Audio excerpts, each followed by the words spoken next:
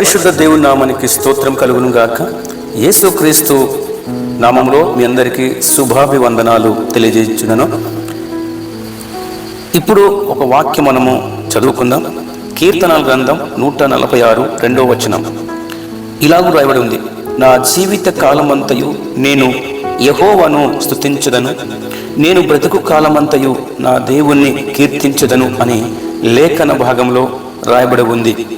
అయితే ఈ టైటిల్ మీరు చూస్తున్నారు. దేవునితో సంబంధం తెగిపోకుండా ఉండాలంటే ఏం చేయాలి? దేవునితో సంబంధం తెగిపోకుండా ఉండాలంటే ఏం చేయాలి నువ్వు? అయితే మనము దాని గురించి కొన్ని విషయాలు నేర్చుకుందాం ఈ చిన్న వీడియోలో. దేవునితో సంబంధం నీకు తెగిపోకుండా ఉండాలంటే ప్రార్థన మానకూడదు. ఎల్లప్పుడూ ఎడతెగక ప్రార్థన చేస్తూ ఉండాలి. అంతేకాదు, బైబిల్ గ్రంథంలో చెప్పిన రీతిగా వాక్యము మనము నిరంతరము చదువుతూ ఉండాలి. ఇలాగూ రాయబడి ఉంది కీర్తనల గ్రంథంలో. మనం చూస్తున్నాం, కీర్తనలు మొదటి కీర్తనలో ఉంది: యెహోవా ధర్మశాస్త్రమందు ఆనందించుచు దివరాత్రము దానిని ధ్యానించువాడు ధన్యుడు. అందుకే మనం దివరాత్రులు ఎప్పుడు కూడా వాక్యము చదువుతూ ఉండాలి. అంతేకాదు, వాక్యం కొరకు చోటు ఇవ్వాలి. రోమపత్రిక 1వ అధ్యాయం 28వ వచనంలో కొంతమంది మనసులో దేవునికి ఇవ్వరు చోటు, హృదయంలో దేవునికి ఇవ్వరు చోటు. అందుకే వాక్యం సెలవిస్తుంది, వాక్యం కొరకు చోటు ఇవ్వాలి. అలాగే కాదు, ప్రత్యేక సమయము దేవుని కొరకు ప్రార్థించడానికి, వాక్యం చదవడానికి, ధ్యానించడానికి ఒక సమయం అంటూ కేటాయించాలని కూడా దేవుని లేఖనంలో మనం చూస్తాం.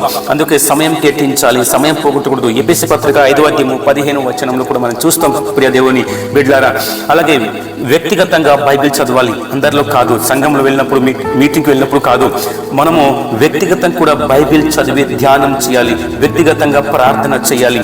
అంతేకాదు ప్రియులారా, ఉపవాస ప్రార్థన కూడా మనం చేయాలి, ఉపవాస ప్రార్థన చేయాలి. అంతేకాదు, సంపూర్ణ రాత్రి ప్రార్థన కూడా గడపాలి, ఆల్ నైట్ ప్రార్థనలో కూడా మనం ఉండాలి.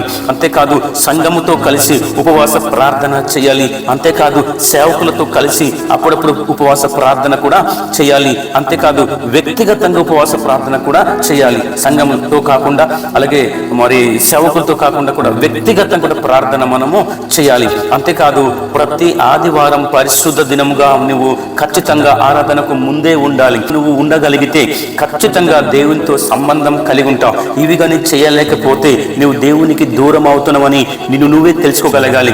ప్రార్థన మానేస్తే, ప్రార్థన చేయకుండా ఆపేస్తే నువ్వు దేవునికి దూరం అవుతున్నావు. బైబిల్ చదవడం మానేస్తే నువ్వు దేవునికి దూరం అవుతున్నావు. వాక్యం కొరకు చోటు ఇవ్వకపోతే, సమయం ఇవ్వకపోతే దేవునికి దూరం అవుతున్నావని జ్ఞాపకం చేసుకోవాలి. ప్రత్యేక సమయం దేవునికి కేటాయించకపోతే నువ్వు దేవునికి దూరం అవుతున్నావు జ్ఞాపకం చేసుకోవాలి. వ్యక్తిగతంగా బైబిల్ చదవాలి, వ్యక్తిగతంగా ప్రార్థన చేయడం మానేస్తే నువ్వు దేవునికి దూరం అవుతావు అని కూడా మీరు జ్ఞాపకం చేసుకోవాలని నా మనవి చేస్తున్నాను.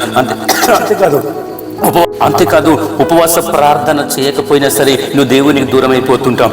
ఆల్రెడీ ప్రార్థనలు అప్పుడప్పుడు యాకోబు వలె నువ్వు ప్రార్థన గడపకపోతే దేవునికి సంబంధం తెగిపోయి ఉంటుంది. అంతేకాదు, సంఘంతో కలిసి ఉండాలి, ఎప్పటికీ దూరంగా ఉండకూడదు. సంఘంతో కలిసి అప్పుడప్పుడు ప్రార్థన చేస్తూ ఉండాలి. చేస్తే తప్ప నువ్వు సంబంధం కలిగి ఉంటావు. సేవకులతో అప్పుడప్పుడు కలవాలి ప్రార్థనలో, లేకపోతే నువ్వు సంబంధం దేవునికి దూరమై ఉంటావు. వ్యక్తిగతంగా ఉపవాస ప్రార్థన చేస్తుండాలి, అప్పుడే దేవునికి దగ్గరగా ఉంటాం, లేకపోతే సంబంధం తెగిపోయిన వారు ఉంటాం. ఆదివారం ప్రార్థనకు నీవు కానీ అటెండ్ అవ్వకపోతే దేవునికి నీకు సంబంధం లేకుండా ఉంటుంది. కనుక ప్రియ దేవుని పరిశుద్ధ సంగమా, ఈ విషయాలని మీరు అర్థం చేసుకోవాలని మనం చేస్తున్నాం. దేవునితో సంబంధం కలిగి ఉండాలంటే, తెగిపోకుండా ఉండాలంటే ఏం చేయాలో మీకు వివరంగా, క్లుప్తంగా చెప్పడం జరిగింది. ఈ విషయంపై మీరు తప్పకుండా ప్రార్థన చేయండి, ఈ విషయం పాటించండి, ఫాలో అవ్వండి. దేవునికి మరింత సన్నిహితంగా ఉండాలని మనసారా కోరుకుంటున్నాను. God bless you. Thank you.